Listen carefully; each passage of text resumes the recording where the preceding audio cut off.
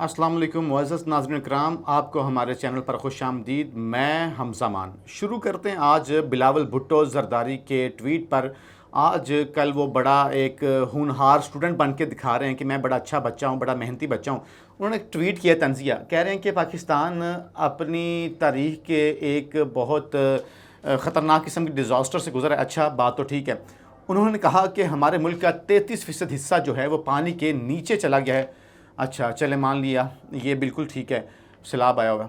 फिर उन्होंने कहा कि पाकिस्तान के 3.5 करोड़ लोग मुतासिर हैं तकरीबन, ये बात भी ठीक है। फिर उन्होंने कहा कि साबिक वज़ीर-ए-आज़म holding concerts in KP and Punjab, और ऐसे मौका पर वज़ीर-ए-आज़म साबिक वज़ीर-ए-आज़म इमरान खान वो खैबर पख्तूनख्वा और पंजाब में कॉन्सर्ट्स कर रहे हैं, म्यूज़िकल कॉन्सर्ट्स कर रहे हैं, और वहाँ के जो वज़राए आला हैं वो उनके इन प्रोग्राम्स को मुनक़्क़िद कर रहे हैं, बजाय कि वो सैलाब ज़दगान की मदद करें। तो बिलावल साहब कह रहे हैं कि वो जनाब इन म्यूज़िकल पार्टीज़ जो हैं उनको ये जो है ना ऑर्गेनाइज़ कर रहे हैं। इल्ज़ाम, भोंडा इल्ज़ाम लगा रहे हैं बिलावल भुट्टो। बिलावल कह रहे हैं कि पहले इंसान बनो फिर सियासतदान बनो। अच्छा, इसके साथ बिलावल ने ये कहकर कुछ तस्वीर भी लगाई हैं और उन तस्वीर के साथ उन्होंने कुछ बताने की कोशिश की है।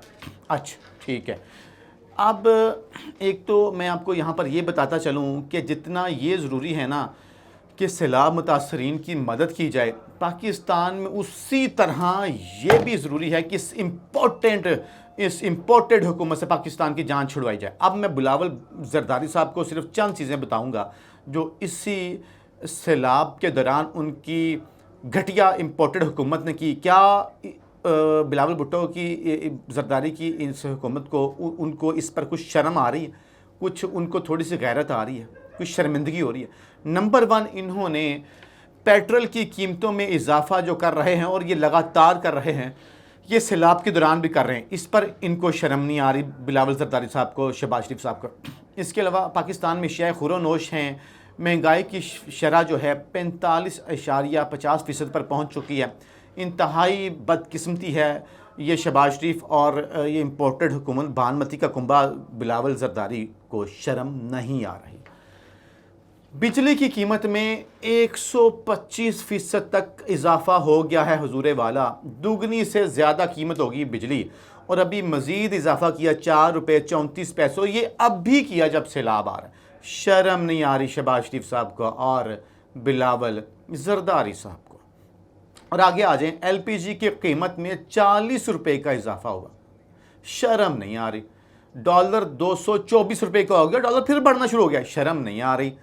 सैलाब के दौरान जब ये सैलाब चल रहा था तो उसके उन दिनों में वज़ीर-ए-आज़म ने और उनकी पूरी काबीना ने बैठकर 75 करोड़ के अंदर 75 करोड़ की डांस पार्टी की थी जश्न आज़ादी के नाम पर।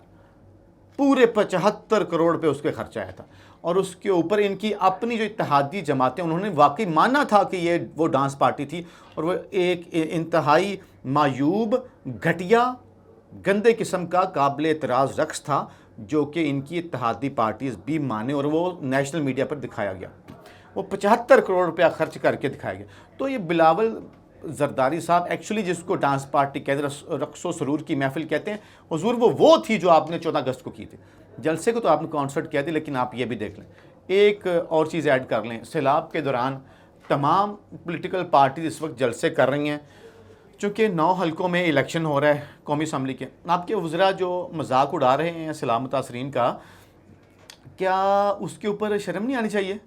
कभी 50 रुपये बांट के वीडियो बनाते हैं, कभी चावल की थैली सर से ऊपर उठा के ऐसे तरसाते हैं ताकि वो थैली के ऊपर जंप्स लगाएं, कभी खुराक उछालते हैं, कभी ऊंचे हेलीकॉप्टरों से आप सामान फेंकते हैं और सामान रेजा रेजा हो जाता है, नीचे बिखर जाते हैं, कभी नीचे मुतासरीन खड़े हैं उनके ऊपर 4 थैले लुटका दिए आपने फ़ोटो सेशन के लिए, चाहे उनके सर में लग जाए, उनके सर फट जाए, उनको चोट लग जाए, उनका मनका टूट जाए सर का, वहाँ आपको शर्म नहीं आती?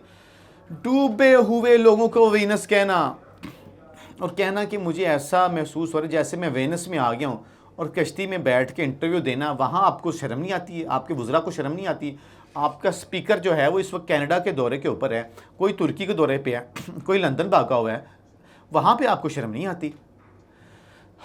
और जाली कैंप आप लगवाते हैं शहबाज शरीफ साहब, बिलावल भुट्टो ज़रदारी साहब, रातों रात आप वहाँ पर ट्रांसफार्मर पहुँचाते हैं, फिर आप वहाँ पर जाली कैंप्स लगाते हैं, मौलाना फजलुर रहमान साहब, शर्म नहीं आती? फिर आप मुतासरीन को इकट्ठा करते हैं, जिनकी मासूम शक्लें आप लेके उनको फुटेज बनाते हैं, फ़ोटो सेशन करते हैं, आपके वज़ीर आला आपके कैमरामैन बन जाते हैं, आपको वहाँ पर शर्म नहीं आती?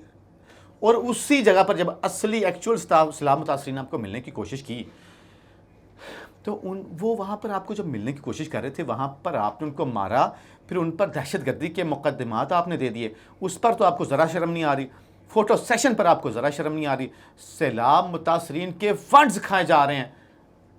आपके जो वडेरे हैं, उनके डेरों से वो कुरान पे हाथ रखवा कर वोट का वादा लेकर इतना सा एक चुटकी बराबर उनको वो वहाँ पर सैलाब मुतासरीन को इमदाद दे रहे हैं, सामान थोड़ा थोड़ा करके दे रहे हैं, कुरान पे हाथ रखवा करके वोट हमें देना, फिर हम आपको जो है ना देंगे, फ़ंड देंगे। आपके हलके में बिलावल जरदारी साहब, आपके एरिया में एक गरीब खातून से मुझे कहते हुए शर्म आ रही है कि उसके साथ बदकारी बदफेली की गई है। किस लिए की गई है? कि मैं तुम्हें ये राशन देता हूँ और राशन इस बेस पे मिलेगा कि आप जो है ना इस तरह से आपके जो वहाँ रहनुमा हैं पीपल्स पार्टी के, उनकी डिमांड पूरी करे वो औरत। शर्म आपको फिर भी नहीं आई। और वहाँ पर बैराज में तकरीबन 2 दर्जन के करीब लाशें तैर रही, 2 दर्जन से ज़्यादा लाशें तैर रही थीं आपके सखर बैराज पे, और आपके जो हुकाम हैं वो ये फ़ैसला नहीं कर पा रहे थे कि हुदूद किसकी है, लाशें निकालेगा कौन। तो वहाँ पे आपको शर्म नहीं आ रही थी। सैलाब मुतासरीन पर दहशतगर्दी के मुकदमे इसलिए दर्ज किए गए कि वो अपने हकूक़ मांग रहे थे, वहाँ पे भी शर्म नहीं आ रही थी आपको। तो इमरान खान साहब के जिस जलसे को, जमे गफ़ीर को, लाखों लोगों के मजमे को आप कॉन्सर्ट कह रहे, जिसने आपको बौखला दिया, तारीखी जलसा था। शहबाज शरीफ की और बिलावल जरदारी की, फजलुर रहमान की ज़ुबान भी आप आने वाले दिनों में देखेंगे, ये बहुत खौफनाक होती जाएगी, खौफनाक हो चुकी है। ये अपने हवास खो बैठे हैं, क्योंकि ज़मीन पर इनके लिए कुछ बाकी नहीं बचा। इनके वोट इनको रिपोर्ट कर रहे हैं कि 9 की 9 सीटों से इमरान खान इलेक्शन जीत रहा है। टेक्निकल नॉकआउट करने के इम्कानात कम हो गए हैं। इमरान खान को टेक्निकल नॉकआउट के अब कोई इम्कानात नहीं रहे। तो ऐसी सूरत हाल में फ्रस्ट्रेशन बढ़ रही है। आने वाले दिनों में आप शहबाज शरीफ साहब के मुंह से गालम गलोच सुनेंगे, जैसे कि उन्होंने कल कहा कि पूरी दुनिया के अंदर जनाब इमरान खान से बड़ा पाकिस्तान कोई दुश्मन पैदा नहीं हुआ। ये फतवा शहबाज शरीफ ने दिया है। फजलुर रहमान जो है वो 1-2 दिन बाद यहूदी का फतवा लेके आएंगे इमरान खान साहब के लिए। वो फजलुर रहमान साहब अब इमरान खान साहब पे पहले भी यहूदी का फतवा लगाते हैं, इल्ज़ाम लगाते हैं। अब ये कुफर का इल्ज़ाम भी इमरान खान साहब पर ये लेके आएंगे। बिलावल जो हैं वो इस किस्म के हमले करेंगे, सोबायत का रंग देने की कोशिश करेंगे। तो ये सारे भानमती का कुंभा मिलके आने वाले दिनों में आपको ज़्यादा ख़तरनाक नज़र आएंगे इमरान खान के मुकाबले में, और बिलो द बेल्ट ये ज़्यादा जाएंगे, क्योंकि आवाम भी इमरान खान के साथ खड़ी है और हालात भी इमरान खान की फेवर में जा रहे हैं। और मईशत की तबाही के बाद अब इनको पब्लिक से किसी किस्म की कोई उम्मीद नहीं बची, और इनकी गवर्नमेंट बचती हुई दिखाई नहीं दे रही। इनके इत्तेहादी भी इनसे नाराज़ हो गए हैं। इमरान खान साहब ने जलसे में रात को कहा कि जो बैरूनी अकाओं के जूते पॉलिश करने वाले हैं ना, उनको यहाँ पे ला के मुसल्लत किया गया है। उन्होंने कहा कि मैं चूँकि एब्सोल्युटली नॉट कहता था, इसलिए उनको गवारा नहीं था, और मैं चाहता था कि फ़ॉरेन पॉलिसी अपने लोगों के फ़ायदे के लिए बनाऊँ, लेकिन उन्होंने इसके लिए रजीम चेंज ऑपरेशन किया और उसके बाद बैरूनी अकाओं के जूते पॉलिश करने वालों को यहाँ पर लाकर मुसल्लत कर दिया। जुल्म अगर जारी रहा तो खान साहब ने कहा फिर तहरीक इंसाफ इस्लामाबाद की तरफ आएगी और फिर आपको छुपने की जगह भी नहीं मिलेगी। खान साहब ने एयरवाई को मुबारकबाद दी और इस्लामाबाद हाई कोर्ट का शुक्रिया अदा किया, जिस पर मैं आपको बताऊं, लोगों ने जब इमरान खान साहब ने इस्लामाबाद हाई कोर्ट का शुक्रिया अदा किया जलसे में, तो मजमे ने इतना ज़्यादा उस चीज़ पे खान साहब की बात को सेकंड किया, एग्री किया लोगों ने खान साहब की बात पे, और लोगों ने बड़ा शोर किया। लोगों ने हाई कोर्ट का को बड़ा वेलकम किया, तालियां बजाकर लोगों ने शुक्रिया अदा किया, नारे लगाकर लोगों ने हाई कोर्ट का शुक्रिया अदा किया। कि जब इमरान खान साहब ने हाई कोर्ट का शुक्रिया अदा किया, खुशी का लोगों ने इजहार किया।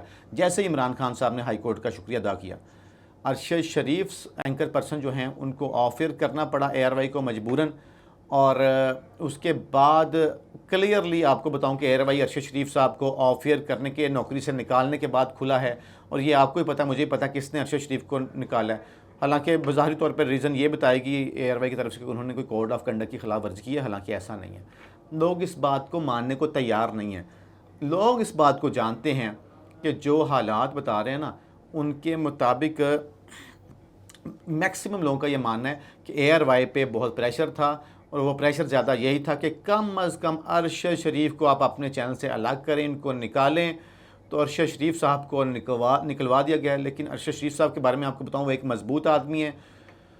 उन्होंने एक साथ अपने वालिद और अपने भाई का जनाजा उठाया। दोनों एक दिन में शहीद हुए थे। आर्मी में उनके भाई थे मेजर रैंक पे। अरशद शरीफ साहब ने एक दिन में 2 जनाजे उठाए, और उनका बहुत बड़ा दिल है। और पाक फ़ौज में और पाकिस्तान के आवाम में, पाकिस्तान की फ़ौज और पाकिस्तान की आम आवाम अरशद शरीफ साहब से बहुत प्यार करते हैं। वो वापस आएंगे, ज़्यादा ताकत के साथ वापस आएंगे, और ज़्यादा हिम्मत के साथ वापस आएंगे, और ज़्यादा सच बोलने के साथ वापस आएंगे। आप कभी भी उनको चुप नहीं करवा सकते। अरशद शरीफ साहब उन लोगों की बात मान सकते थे जो उनको धमका रहे थे, उन लोगों की बात पे हाँ कर सकते थे जो उन पर दबाव डाल रहे थे, लेकिन उन्होंने दबाव में आने से इनकार कर दिया। उन्होंने शिमरी ताकतों के टीम में जाने से इनकार कर दिया। उन्होंने झूठ बोलने से इनकार कर दिया। आने वाले वक्त में इंशाअल्लाह अरशद शरीफ भी वापस आएंगे, साबिर शाकिर भी वापस आएंगे, इमरान रियाज खान भी वापस आएंगे। उम्मीद है आज का व्लॉग आपको, आज का ये प्रोग्राम आपको बहुत पसंद आया होगा। चैनल को यूट्यूब पर सब्सक्राइब कीजिए, फेसबुक पर फॉलो कीजिए, और अपने दोस्त हमजा मान को इजाज़त दीजिए। पाकिस्तान जिंदाबाद।